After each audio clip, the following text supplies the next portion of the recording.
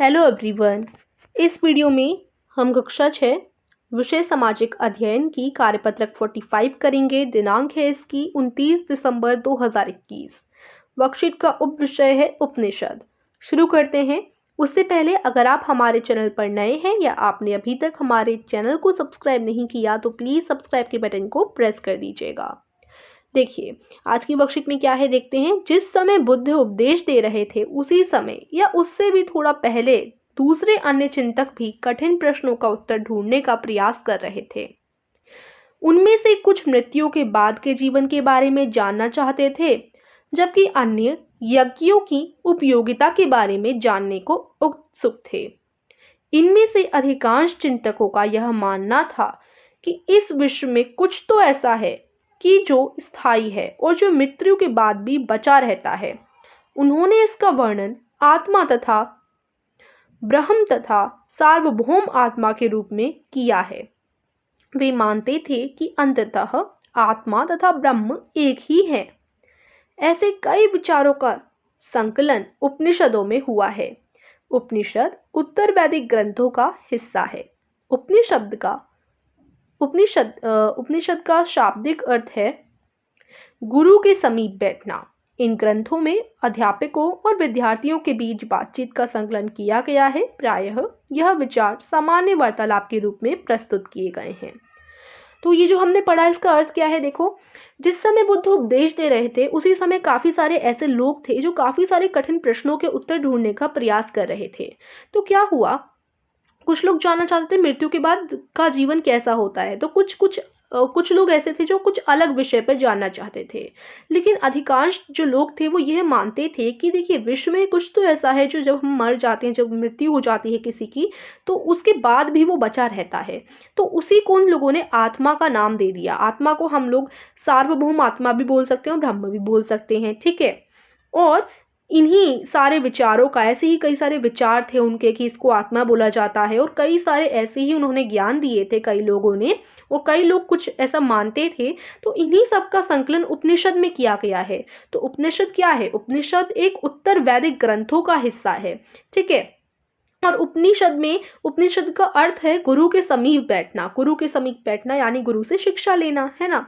तो इसमें विद्यार्थियों और अध्यापकों की बातचीत के थ्रू आपको समझाया गया है कि किस तरीके से वार्तालाप के तौर पे, जैसे अध्यापक से विद्यार्थी ने प्रश्न पूछा, फिर विद्यार्थी के जवाब अध्यापक ने दिया। तो इस तरीके से उन दोनों के बीच वार्तालाप हुई, अध्यापक और विद्यार्थी के बीच में।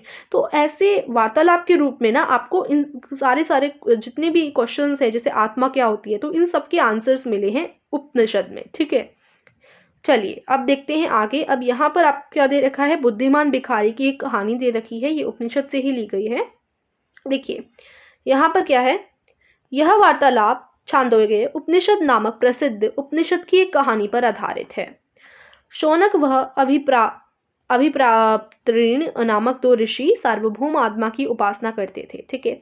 एक बार ज्यों ही वे भोजन करने के लिए बैठे, एक भिखारी आया और भोजन मांगने लगा। फिर शौनक जो थे उन्होंने कहा, हम तुम्हें कुछ नहीं दे सकते, ठीक है। पहले भिखारी आया, उसने भोजन मांगा। शौनक ने कहा कि नहीं, हम तुम्हें नहीं दे सकते। भिखारी ने पूछा, विजनन, आप किसकी उपासना करते हैं? तो अभी प्रतारिणी ने कहा, सार्वभौम आत्मा की। सार्वभौम आत्मा यानी आप भगवान बोल सकते हैं, ठीक है, सबसे ऊंची आत्मा। ओ, इसका मतलब आप यह जानते हैं कि यह सार्वभौम आत्मा संपूर्ण विश्व में विद्यमान है। तो देखिए, जो आत्मा है वो संपूर्ण विश्व में है। जो आत्मा है वो हम सब के अंदर है ना। तो ऋषियों ने कहा, हाँ हाँ, हम यह जानते हैं। भिखारी ने पूछा, अगर यह आत्मा संपूर्ण विश्व में विद्यमान है तो यह मेरे अंदर विद्यमान है।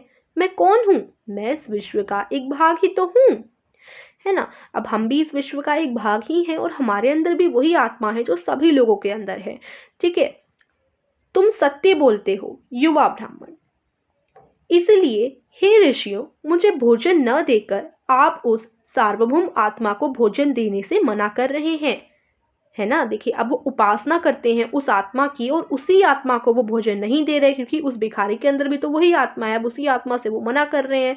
तो इस तरीके से जो भिखारी है उन्होंने उसे मना लिया, ऋषियों को मना लिया, और भिखारी की बात की सच्चाई जानकर ऋषियों ने उसे भोजन दे दिया, ठीक है, तो बहुत सुंदर कहानी थी, अच्छी कहानी थी। अब इसके रिलेटेड आपका एक प्रश्न नीचे पूछा गया है, उसे देखने से पहले इंग्लिश ग्रामर क्विज खेलने के लिए लिंक मैं आपको डिस्क्रिप्शन में दे दूंगी। और साथ ही साथ अगर आप स्मार्ट बल्ब के थ्रू अपने होम को स्मार्ट बनाना चाहते हैं तो उसकी लिंक भी डिस्क्रिप्शन में है, आप जाकर देख सकते हैं।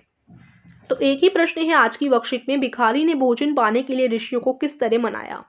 इसका आंसर आप लिखेंगे, भिखारी ने ऋषियों से कहा कि अगर सार्वभौम आत्मा संपूर्ण विश्व में विद्यमान है तो यह मेरे अंदर भी है और आप उस आत्मा को भोजन देने से मना कर रहे हैं। इस तरह भिखारी ने ऋषियों को मनाया। ये आपका आंसर हो जाएगा। तो आशा करती हूँ आज की वर्कशीट आपको समझ आई होगी। इस वीडियो को लाइक कीजिएगा। अगर आपने अभी तक हमारे चैनल को सब्सक्राइब नहीं किया तो वो भी कर दीजिएगा। Thank you for watching.